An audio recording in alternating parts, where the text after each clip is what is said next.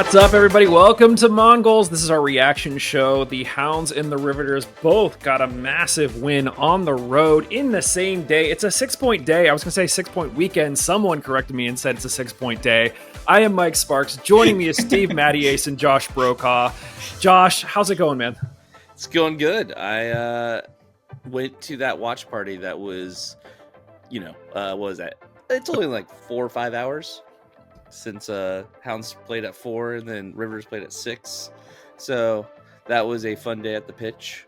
Had a good crowd and just kind of hanging out at the bar all day. We were kind of quasi celebrating my oldest's birthday, and we drove back and we went to IKEA first thing in the morning. Then we went to REI. Then we went to Everyday Noodle. And I was like, we could just finish the day at the pitch. And then I was like, we had like dressers we had to come home and build and stuff. But otherwise, I was like, that might be a really cool way to end the day. We'd be exhausted, but yeah, good unfortunately, food. wouldn't make it. Yeah, I know. We should have came. Yeah. Steve, what's good, man?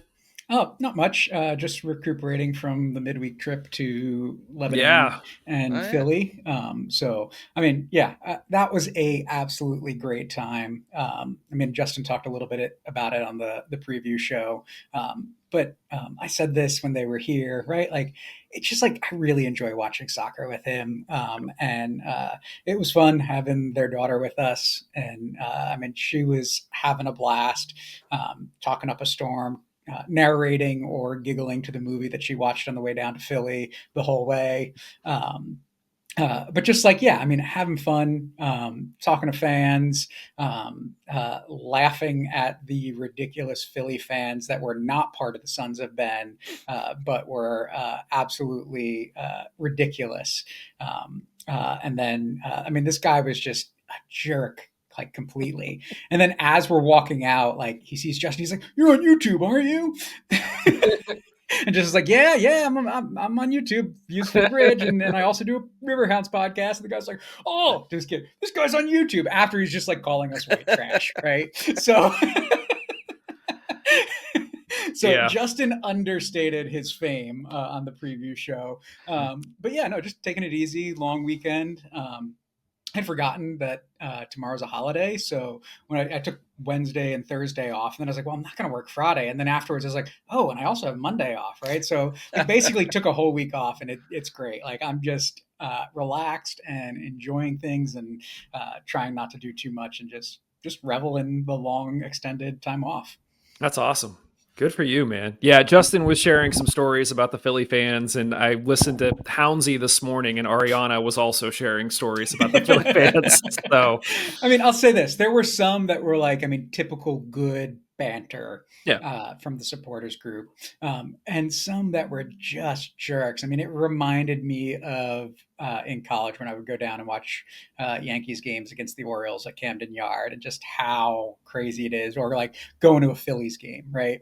I have a story. This was probably close to 20 years ago, but went with my best friends, and he's a diehard Dodgers fan. She's a diehard Phillies fan, right? They're decked out in their gear, and it's a Dodgers-Phillies game. And the things that the Phillies fans were saying to her for holding her husband's hand, like it was foul. So, this was almost at that level from some of the fans, but a lot of them were great. So, that was my second game at that park, and it's an enjoyable space. So, I don't have any fun Philly stories. I was there once for work, and then I got the hell out of there as quickly as I could. So as I mentioned, we got 2 wins to talk about. Josh. So we have 1 victory beverage. For now. I had tried to get Josh to do 2 alcoholic victory beverages and just see how much fun we could have with him. Are you starting with alcoholic or no? Yes. Fat tire to start.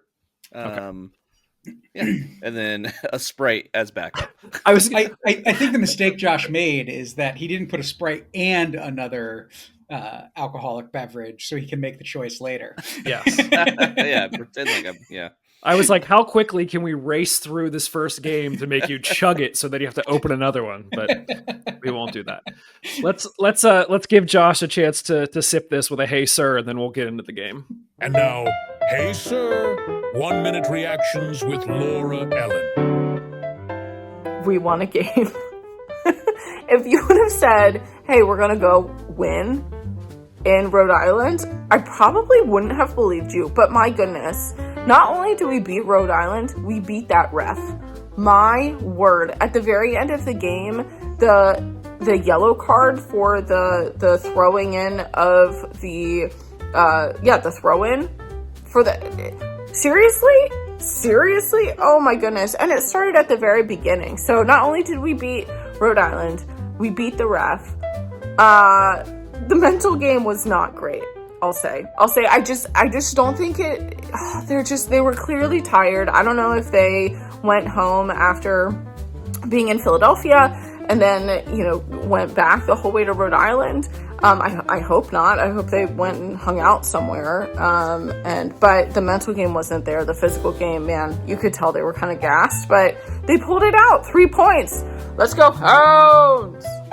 This has been Hey Sir, 1 minute reactions with Laura Ellen.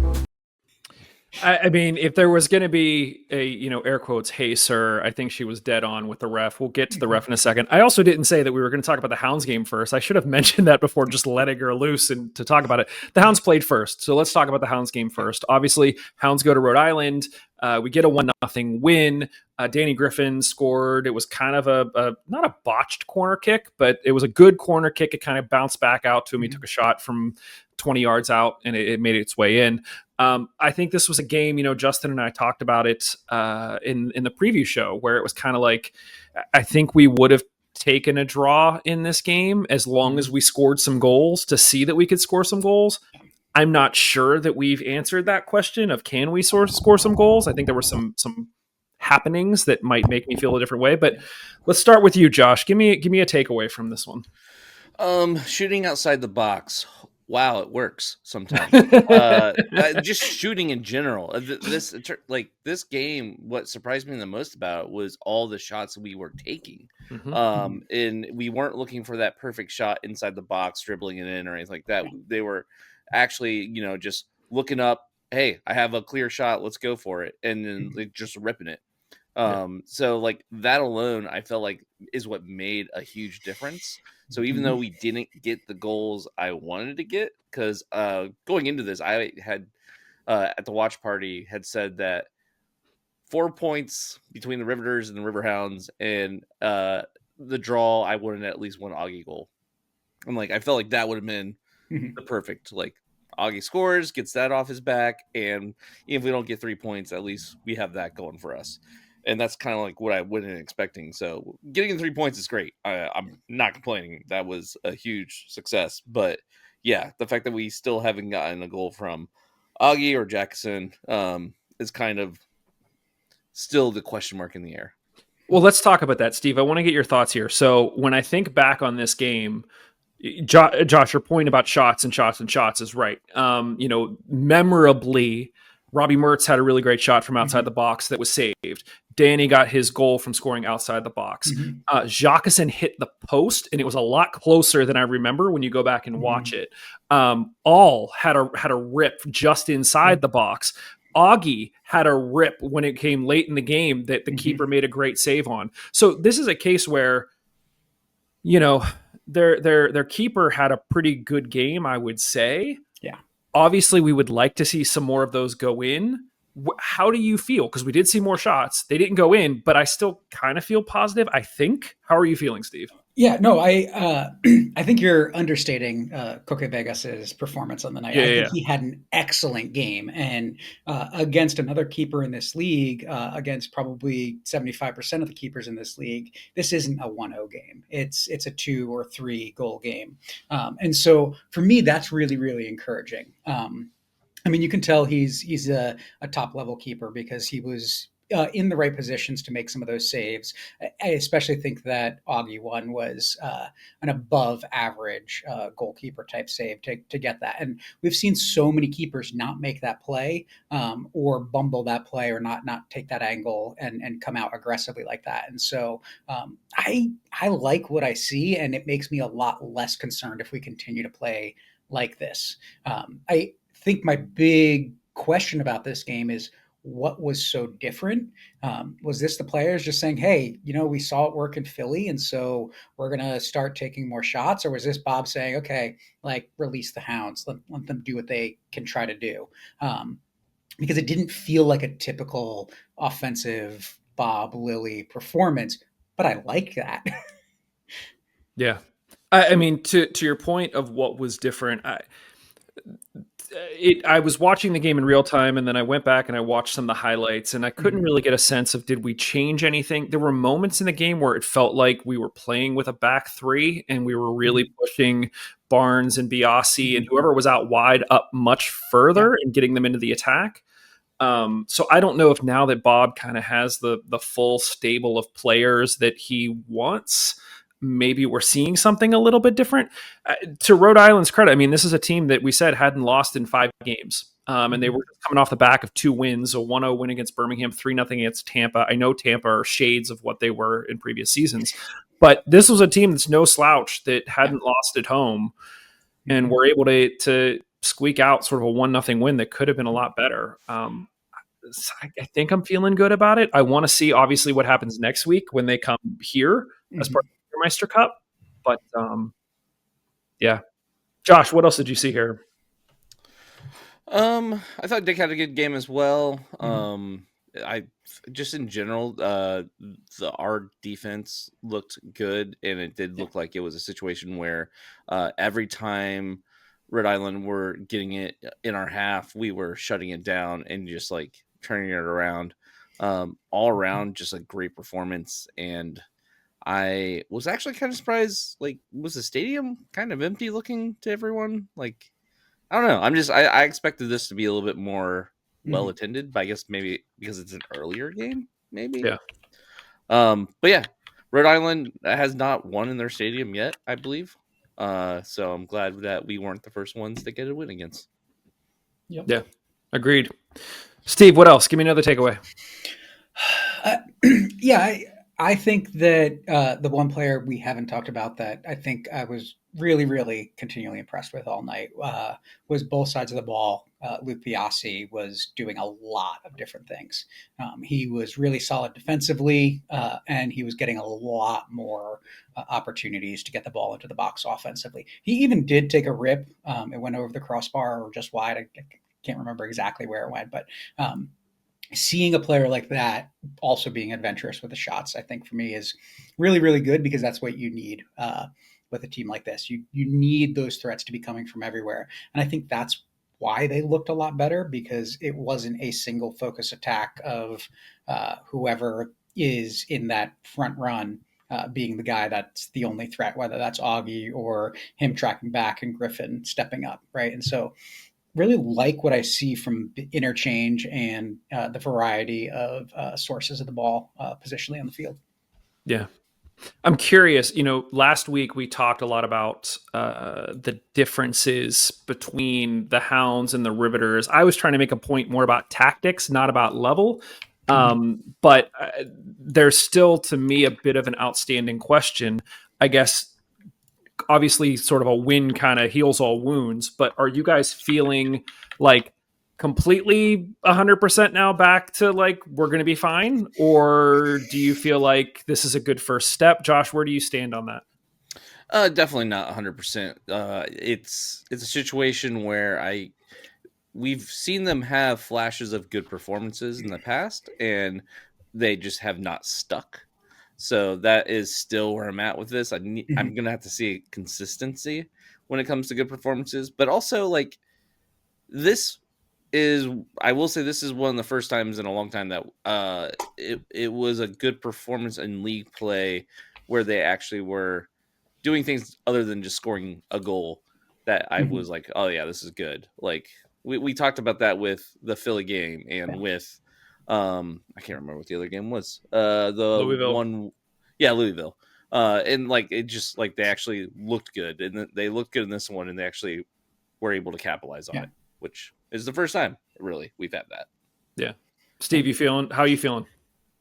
So I'm not feeling like we're out of the woods where we've left the woods yet. I think I am seeing signs of life with this team. So I want to kind of look back, right? Like Justin mentioned this, he and I were talking about it on the ride back to their house on Wednesday, that the Philly game, I think, was one of the best Hounds performances I've seen in a long time. I just think it's that they played the best ever competition that they've ever played. Like Philly was phenomenal. And so I don't put a lot of stock in a loss in that game. Um, uh, but I also, I mean, the past 5 games, I feel like 4 of those games the Hounds have played really well. And what's troubling for me, though, is there's only 3 goals in there. And I want to look back a little bit at last weekend in Colorado and say, is it just that that's an exception because they were playing at 6,000 feet above sea level and it's really hard to do that? I don't know. Maybe, but I am overall in 5 games see 4 really good performances. And so that makes me pretty happy. I just want to see more goals. Yeah. I know that Hounsey, in the most recent episode, they were talking about, is this the time where we need to figure out something more on the attacking end? Again, a lot of the, we talked about 5 really good shots that were on target. 3 of those came from midfielders, which is great. We've always said you need a balance between your attackers and your midfielders and things like that. But we're also more than 10 games into the season at this point, and we have a single Augie Williams goal. And I know that you can say that I've made this argument. I don't blame it all on Augie. I blame it a bit on the system. I blame it on not getting service where he needs to get it. I do think that there are times that he could be better, but at what point do you start to worry that our midfielders are basically carrying us? I don't think I'm quite there, because we did get those, like I said, Jockson hit the post. Augie had a really good rip towards the end. But Josh, where do you stand on that? How do you feel about that?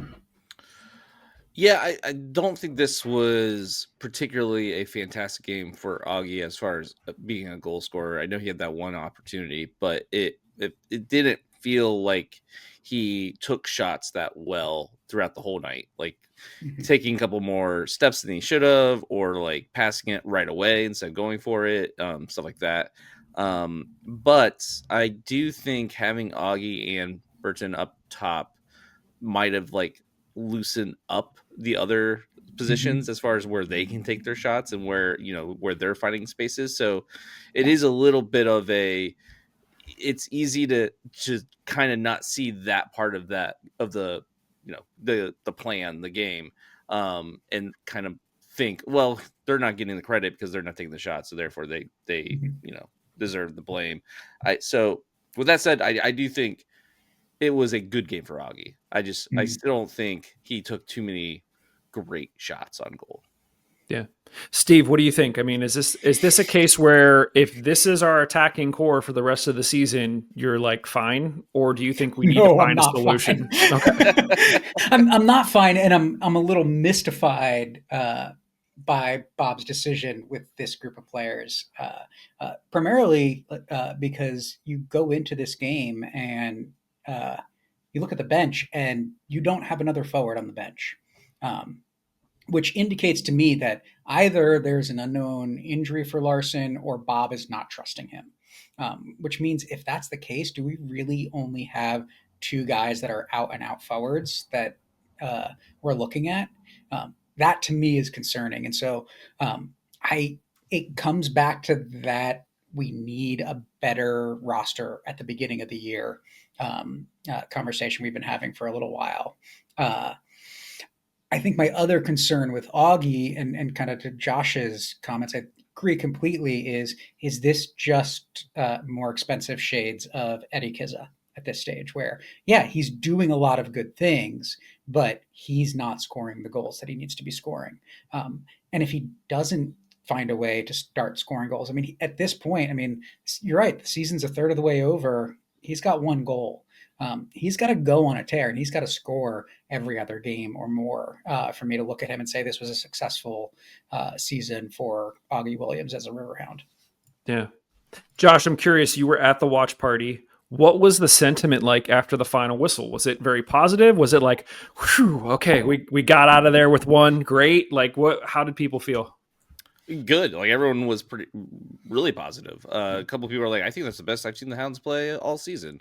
Heard that a couple times, and just in general being like, this was great performance. I don't like it was a high for that performance. We got out of Mhm. Rhode Island with a point or with 3 points, so kind of feeling like you can't complain at all. Yeah. But I also think that you can't really like it was just heat of the moment. Everyone was cheering, Mhm. you know what I mean? Like and then we went right into the Rivers game. So it was very much kind of like a catch your breath.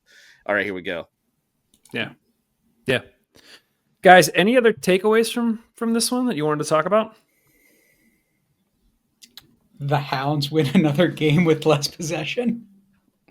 I didn't. So I literally tried to look at the stats this morning, and whatever sports engine or whatever drives the stats was like, log in. And I'm like, no, you screwed up USL website. Like, I don't need to log in. So I haven't got a chance to look at the stats or anything like that. We had less possession than Steve. FootMob has us at 40-60.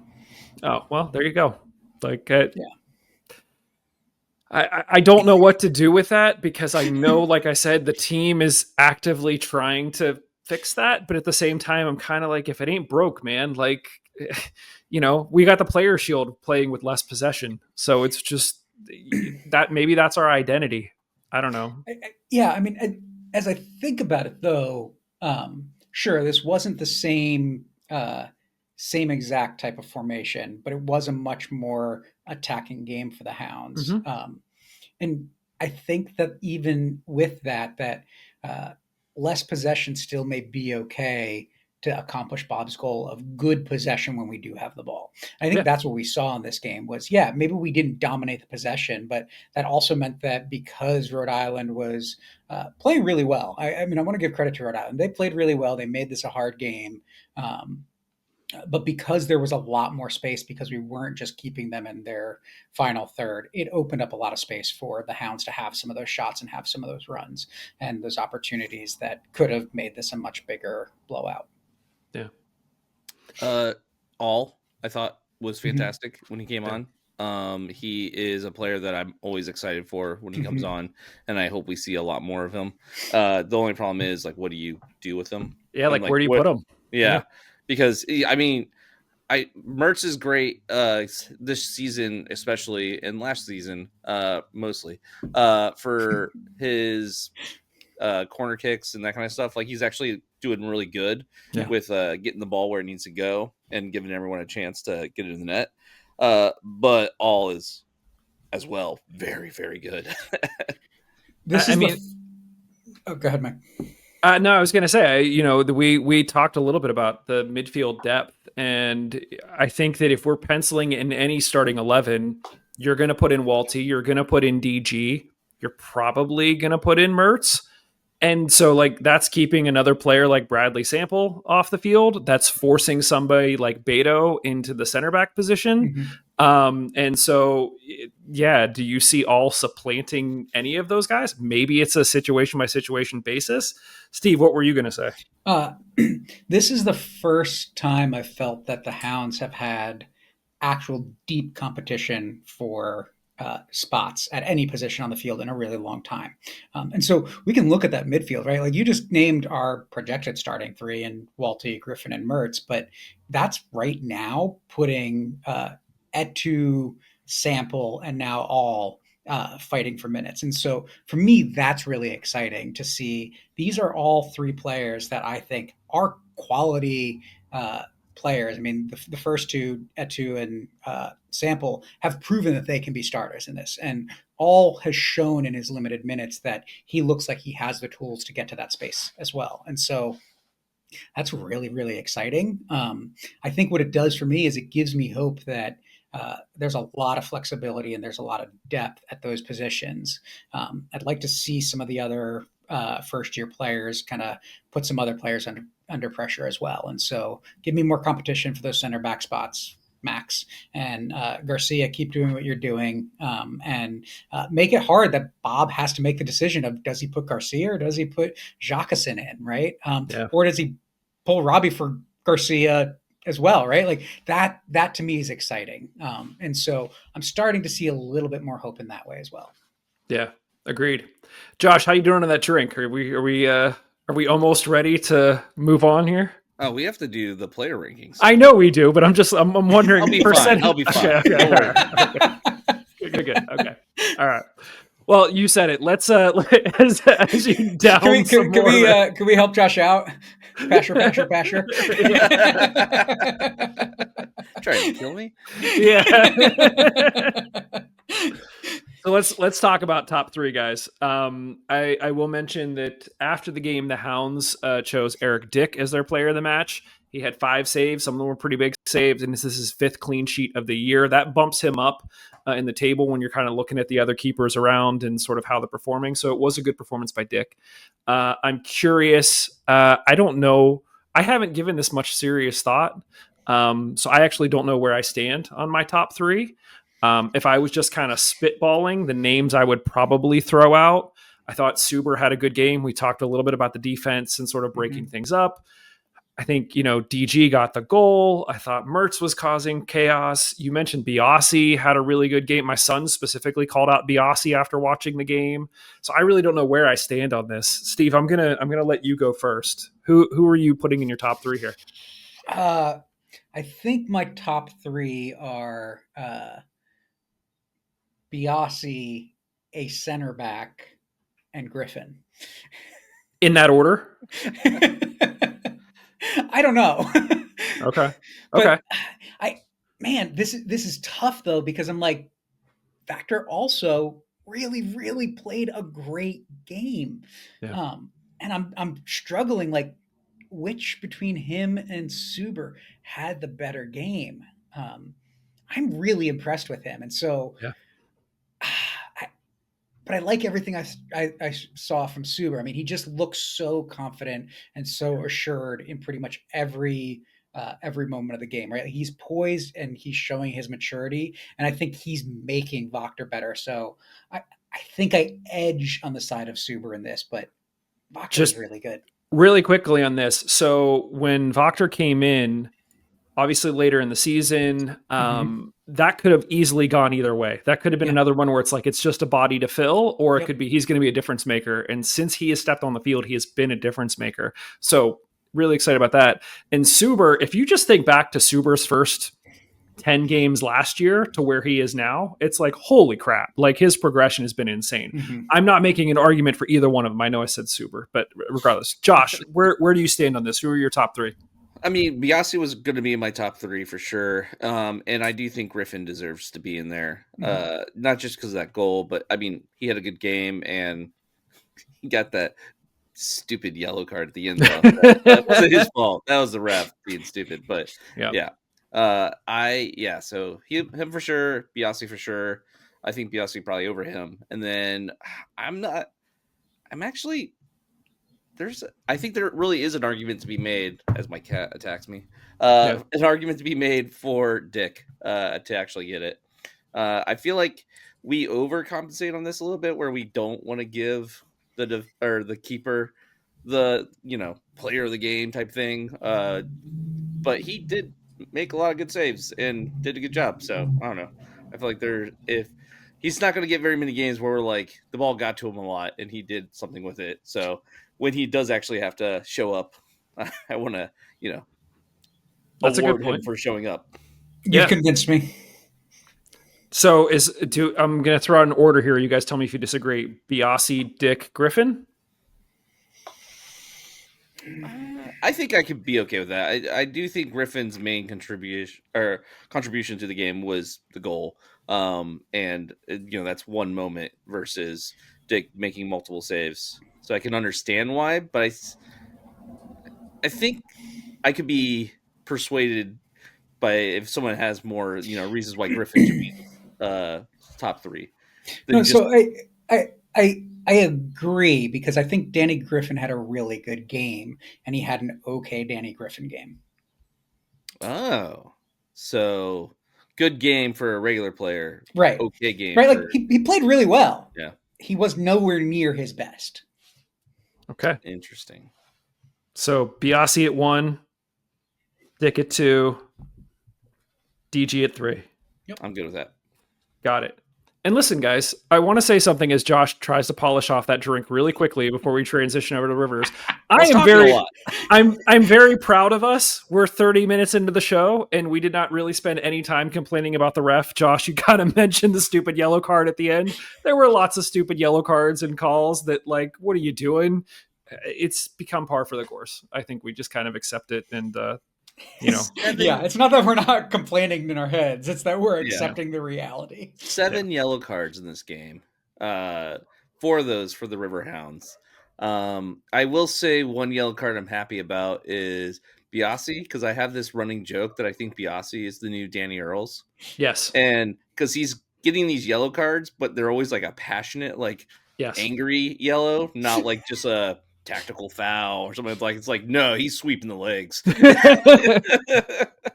So I'm loving that. It can be bad though, because obviously we don't want him to get a red, but it's definitely one of the situations where I feel like he's the one in there. He's like gonna get angry and it's gonna take it out on a player. I mean, on Wednesday night, my thought was, dang it, Luke, it's too early for your obligatory yellow card. Yeah, I would say in this game, he got an 83rd minute, so that was a good time to get that yellow. Yeah, agreed. All right, well, Josh is tipping the bottom of the cup. Are you ready to crushed it? Great. Yep. You ready to open the next one? I was really like, woo! Yeah, that's good. There we go. There's our second victory beverage of the day. Guys, the Riveters go to Flower City. They win 3-2. This was another one that we talked a little bit about in the prediction show, where I think the expectations being what they are, had the team not won here, I think there'd be a lot of question marks just based on the expectations. Again, go listen to Hounsey about the whole conversation with expectations. We're not going to rehash that. But a good win. We kind of turned it off a little bit at the end. We were up 3-0 until like the 80th minute or something like that. But yeah, Steve, I'm going to start with you. Give me some takeaways here. I mean, scoring goals. Tatum Nelson looks really, really good. Those weren't just just finding opportunities. They were both really great shots. And so really like what I'm seeing. I mean, first goal and second goal in club history, first brace in club history, right? Like that's fun. It makes me excited for Friday when I get to look at the game day notes and see some history in there finally, right? Like those are the types of things that'll start filling that out. So like, it's just like, that's a lot of fun. Yeah. Josh, as you take a sip, you obviously, we said you were at the watch party, but Liz was at the game.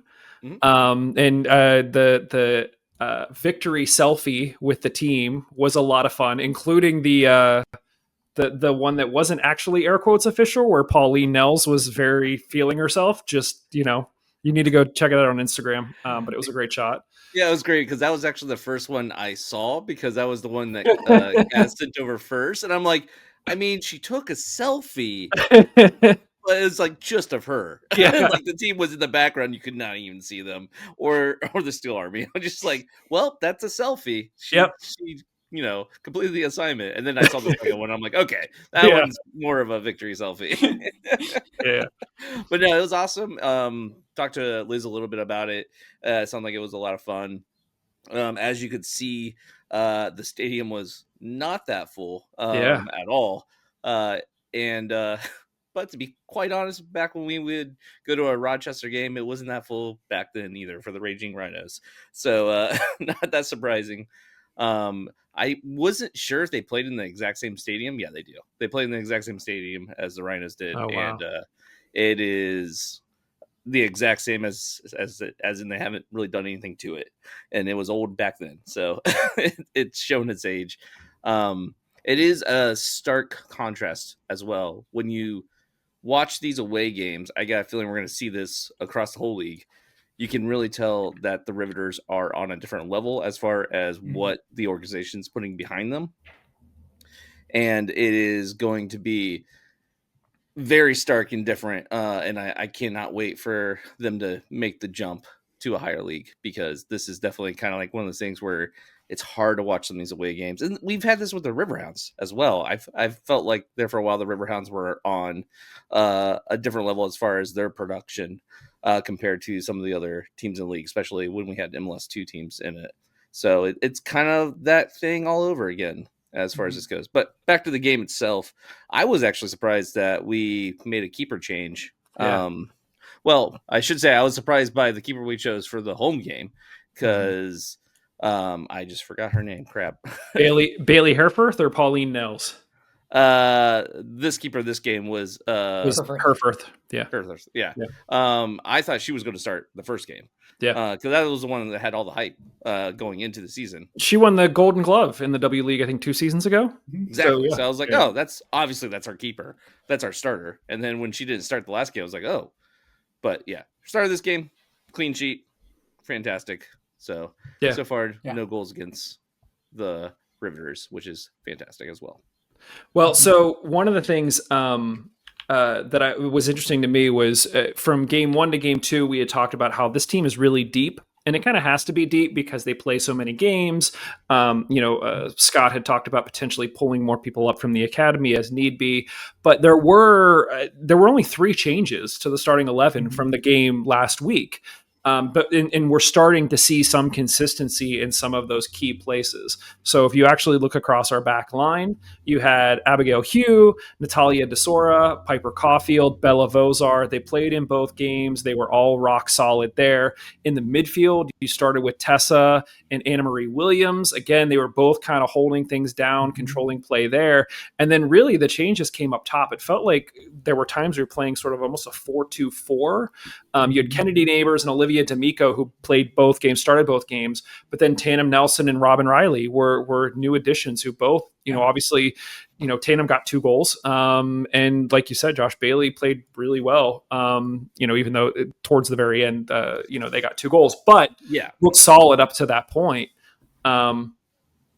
So yeah, it'll be interesting. Anytime you start a new season, we go through this with the Hounds too, but it's a little bit less so just because we do have more returning players. Part of this is like, who are these players? Like, are these names I recognize? And you start to get a feel for who the team is. And so I also felt this was a really good step in that progression of just like, oh, okay, this isn't a whole, swap on 11 new players. There's ones you look for that are going to shut stuff down or play really well. And this was just sort of a good continuation of that first game. With how many players they've signed though, like I really expected like a full on roster change between games. I maybe we'll see that more when the schedule is compacted and they have, those midweek games, and then they have to go straight into another game, and then straight into a midweek game. We'll start seeing that rotation. But yeah, the fact that there was only 3 changes to the starting lineup, I was very surprised because I remember looking at like, oh, the lineup's out, cool, and I fully expected me to pull that up and be like, I don't know any of these players, but I was like, oh no, that's the same player from last time. That's the same player from last time. So it'll be interesting because we traveled to Cleveland on Wednesday, so it'll basically be a rematch of our very first game, and then Flower City come here on Friday. So you'd have to imagine between Wednesday and Friday, there's going to be some rotation because that is a really quick turnaround, especially traveling. So it will be interesting to sort of see how things play out this week. Give me another takeaway, guys. What'd you think? I don't know. What'd you think of the play on the field? I know after the first game, we were really excited and it was really entertaining. Did you feel that continued at all, Steve? Yeah, no, I think it was. And I think that, I think it's so hard to tell when there's so little information about these teams at this level. But some of the stuff that I was seeing was that Cleveland might be the most competitive team we face. Really impressed actually with Flower City in this game. I thought they played really well, and just that the Riveters outclassed them. And I don't give Herforth much. I give her a ton of grace on that first goal. I mean, come on, like player barely gets to it and just pokes her toe out and flicks it up and over. Like that's an impossible goal for a defender and a keeper to stop at that place, right? And so a split second later, and that's not a goal. And so I think that they played really, really well. They played a team that was ambitious and looking for a lot of opportunities, and they still just controlled almost every aspect of this game all night long. I think the other thing, and I think I mentioned this last week, the speed that some of these players have compared to some of the opponents so far that we've seen is just phenomenal, and that makes up for a lot of it, right? Like it kind of reminds me of what we've seen in the past with some of the U.S. men's national team, where they're just athletic, right? And so they cover for some of their mistakes, but I don't think that there are mistakes that they're covering for. They're just really good and really fast, and that's fun to watch. Yeah, agreed. Josh, I know, especially once the game was starting, I was having some issues finding the stream. Laura Ellen thankfully shared it. It sounded like, were you guys able to find it right away at the bar? No. So a tip to everyone is so you can click on the stream beforehand and it'll start doing a countdown. And you think that's a good idea. It is not a good idea. So we were on that. We had the TV set up. Brian at the pitch was great. He had this whole concoction going where there was wires everywhere from his laptop. And like he had 3 TVs set up with the game. It's like, all right, we're good. And then the countdown goes and then it stops. And it's like, game's not on. The game's still not on. Refresh. Game's not on. We could not figure it out for the longest time. We basically had to like back out of all of it and then go find it again. We had multiple people trying to send links and trying to send like, I got it going on my phone. So we're like watching on the phone. We didn't get the game up for like a good, I think it was like 13 minutes in almost. Like it was a while before we got the game going. It wasn't that long. It might have been like 7 minutes in. But regardless, we finally were able to like find a better link and get to the website better. And like, I think you had to log in as well. And yeah, it was a production. We'll see, it was the first time we've done it. So hopefully it gets better, but yeah, just another reason why I really want us not to be in this league very long. Yeah, I mean that's the one downside is like I think I had it on my phone trying to stream it to my TV, and then every 30 seconds that felt like there was another Fandango ad that would pop up that then like shifted the view. It's a mess. The website is better on a regular laptop than it is on a phone. I will say that much. Oh, okay. Well, that's good to know. I will have to try that. Mm-hmm. Try that for the next one. But yeah, I watched at my computer just because like I would have had to like do wire juggling to get it on my TV. Yeah, like frustrating that what is it, NBC Sports Engine? Is that what it is? It's an NBC thing. That like, why do they not put it in their sports app as well? Like, it doesn't take them anything more to do that, but there's no way to watch it on a smart TV or smart device other than through a web browser. So I find that kind of frustrating. Like, yeah, same experience, just not as long before I realized that I needed to completely close the window and click on the link fresh after the game started. Laura Ellen was like, I've got it up. And I was like, okay, I'm refreshing. Why is it not working? So don't refresh, just restart. And if you're searching for the game, search for the home team. Because we found that if we searched for the Riveters, we would get to the point where we would have like the next home game would be like, that's the next streaming game. It's like, no, we need this game that's going on right now that they're playing. And so we would have to like search for Flower City. And then it's like, okay, now we see the game on that list. Mm-hmm. It was frustrating. I mean, I think part of this is just indicative of the fact that excitement in Pittsburgh is really high for this team. Yes. And I'm not sure if the same sentiment is shared elsewhere. Obviously, Liz and company probably made up a third of the attendees at the Rochester game this weekend. So we'll see if that continues as the women continue to play through the Great Forest division that they're in. But to your point, I think, the sooner we can find our way kind of out of this into something that's a little bit more consistent, a little bit more polished, I think it's going to be more at the level that the organization is playing at. So, yeah. But I mean, also that's no fault of the women on the field who are scoring 3 goals in a game and putting on a performance. Mm-hmm. So yeah. Any other takeaways from this one before we get to our top 3? One question before we get to the top 3. Yep. Different season, amount of games being played. What's the rules? And maybe this is a Dan question. I don't know. This is a Dan question. Yes. When are we allowed to look at the table for this league and for this season? Yeah. So please get back to me. I think we have to just, if we're doing a 1-for-1, we have to wait until 3 or 4 games in because, uh, right, like that's kind of the 10 out of 34, 10 out of 30 now Yeah. Yeah. games. So 30%, is that what we're saying? Sure. I already looked. I don't care. Like, look, by Top the of the time. table, baby. That's right. Yeah. We're sitting at the top with 4 points. Yes. Sweet. Yeah. I but- haven't looked, so that's great. Yeah. Yeah, we're sitting at the top. I will say, I mentioned this to Justin. If anybody is curious, if you go to the USLW's website, the reporting tool that they use to sort of highlight statistics is completely different than what they use at the championship site.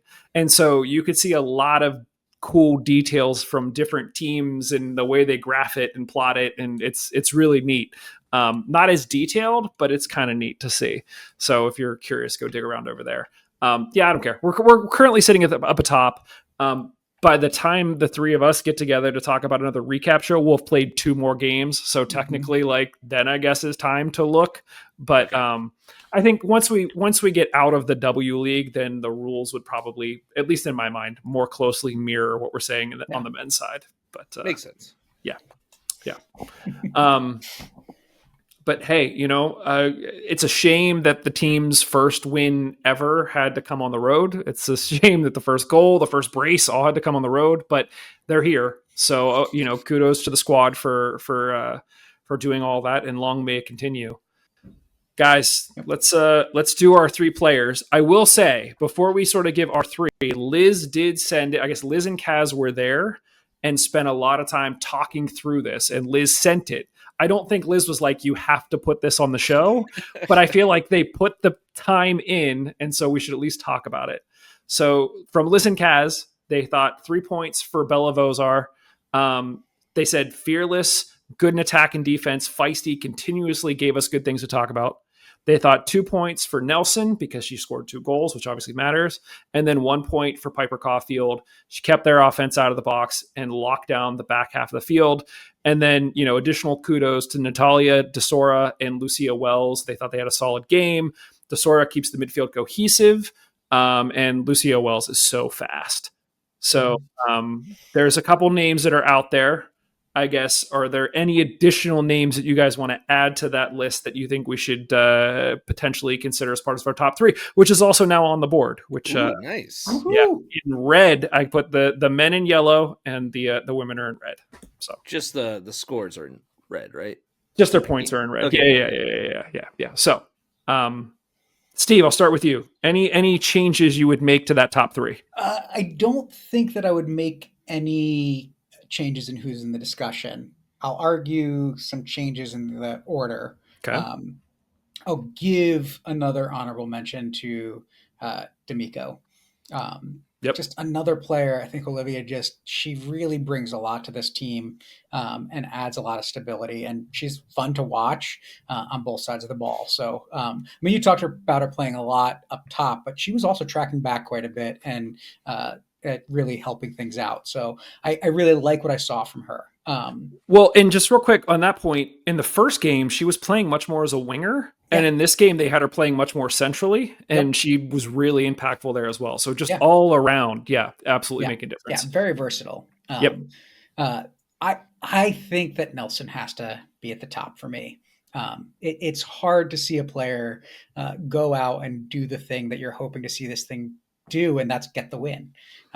They don't win without her 2 goals. And so, and then that becomes even more importantly once they concede the 2 later, right? So it's not like she just scored goals in a blowout game. It ended up being a close game, and those goals are really, really important. And she looked like a good soccer player doing it. Yeah. So, all right. So Steve is proposing maybe we bump Nelson up to the top. Josh, how do you feel about our top 3? Well, no, I was going to suggest the same thing and kind of lean more on the reasoning of the fact that we did kind of become not in shambles near the end with defense, but we definitely put our foot off the gas and started letting in goals at the end there. And it's like, hey, whoa, we have 2, we are ahead by 2, and then suddenly out of nowhere, actually, did we get 3 before they got any other? Yeah. Yeah, that's right. So yeah, we're ahead by 3, and then suddenly, next thing you know, it's 3-2. It's like, are we gonna stop this bleeding anytime soon? And luckily, the whistle blew. So, I think for that reason, anything towards the defense side is a little bit lesser on my side. Rankings here. And I know she was good on attacking and defense, but yeah, that's one of the things. Okay. And also the very first goal ever for the Riveters. Yeah. Very first brace ever for the Riveters. I don't know. Yeah. I'm thinking 3 points is a worthy All right. award for that. So we're saying Nelson gets all 3. Mm-hmm. And then how do we want to sort out second and third place? Like I said, Liz and Kaz had Bella Vozar as their top point getter. We could bump her down to 2. And then do we keep Caulfield at 3? Or Steve, do you want to make an argument for D'Amico being in there as well?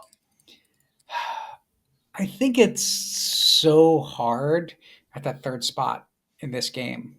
Because I feel like I really liked what I saw out of Piper for 80 plus minutes. Yeah. And I really like what I saw out of everybody else for most of the game too, right? And so the question comes down to, was Piper that much better than everyone else on the other remaining 8 players on the field or not? I guess when you're supposed to be the anchor of a defense and you still give up 2 late goals, I don't know that I could say that. Despite excellent play for 80 something minutes. So you're saying then we go Vozar and D'Amico? I think maybe. That's how you feel? Josh, are you opposed to that? I think I can understand why Piper's on here, personally, but I'm not opposed to that. It's I don't feel as strongly about it. But yeah, okay. I'm fine with it. Okay. I mean, if this game had ended 3-0, Piper's easily second for me. Yeah, agreed. But 2 goals given up in the last 10 minutes is... Yep. Yeah. Agreed. We're going to have to figure out. So, yeah, that'll be 3 more names to the list after 2 games. So we're going to have 6 women up on the board. You need a bigger board. I'm going to need a bigger board. Because we'll have 2 more games to talk about the next time we get together and rank players for as well, assuming we don't come up with some other way to do it too. So, so that is what we think. Obviously, let us know what you think. Guys, obviously, massive weekend. I think, Josh, you were saying if we came out of this with 4 points, it would have been a good weekend. We came out with all 6. The Hounds returned to Highmark on Saturday to take on Rhode Island in the Jägermeister Cup. So it will not be in league play, but we do get a second shot at Rhode Island. I know Justin was talking about he kind of looks at these 2 Rhode Island games in aggregate. So if we were to win this one, obviously, and then if we lose at home, then it's like, what are we actually doing? Whereas if we can at least get a point or more in the Jägermeister Cup, then it really feels like we're making a little progress against a really good team. You know, Rhode Island went pretty far last season. I know their expectations are the same this year. So it'll be interesting to see what the Hounds do. And then, as I mentioned, the Riveters, they are going to be playing in Cleveland on Wednesday night, and then they will be back at Highmark Stadium to play Flower City on Friday night. So this is going to be a back-to-back weekend where Riveters on Friday night at Highmark and the Hounds on Saturday night at Highmark. Josh, have you guys talked at all about, are you just going to sleep there overnight, or like, how's that going to work? There was jokes about hammocks in the parking lot, but no, that's not my plan. It's going to be tiring enough as it is going there 2 days in a row. But this is going to be rough. Like I remember joking last couple seasons about the summer of soccer that they would do, where it's like, man, we have so many home Hounds games in a row. Now it's like, dude, you have like 2 games in 2 days, or like, we're just going to have multiple games in a weekend to go to, and multiple games every week. So we'll see how this goes. It's interesting because I think when it shows up on paper, everyone's like, yeah, that'll be great. And then the closer you get to it, you're like, when am I going to sleep? Like, we're old. Right. It will be interesting to me to see, and I'm just kind of throwing this out there. I don't want to rain on anyone's parade. I will be curious to see how many people show up on Friday night. I hope that it's another like packed house, but I'm also like considering the league that they're in, considering that that was the first game ever for this team. I expected like a sellout. Hopefully it continues.